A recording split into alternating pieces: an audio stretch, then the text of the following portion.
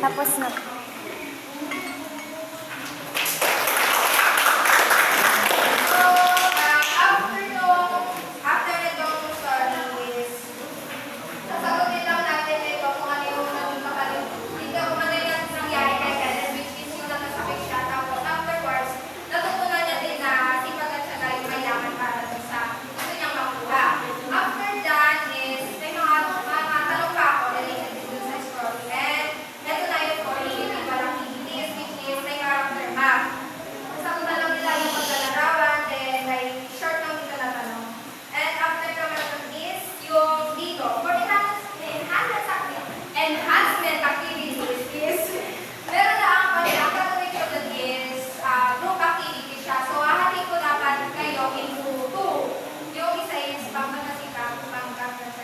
Ang gagawin namin nyo is kukuha lang kayo dito or kuha kayo ng kamatis dito and after nun, sa likod ng kamatis, may mission kayo pwede gawin which is nandito yung nakalagay. Ayan.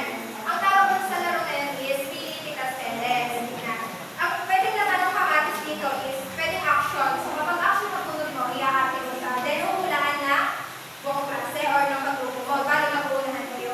And pagsuli naman is kapag binasa yung isang sentence, hulaan nyo lang kung anong araw siya. Ayun. Ayun lang siya.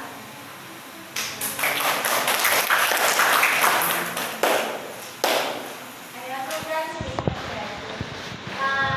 Ang galing ko sa demo mo kasi yung energy mo, sustain mo hanggang dito.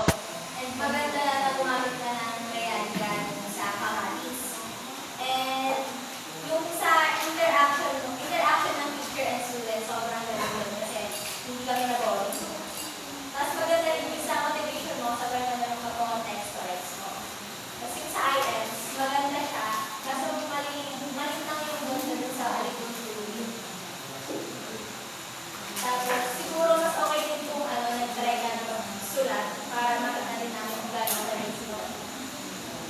Tapos yung sa sa mapping questions, kasi nagdi-discussion kami kanina, parang dalawa kasi yung tanong mo. Sabi ko siya, ano ang naging kapalit ng labis na pag-aalala ni Perez sa kanyang mga kamatis? Pwede na sana doon, tapos pwede na i-follow up question yung ano yung natutunan niya doon. Wala doon. Tapos ang laki of words mo, maganda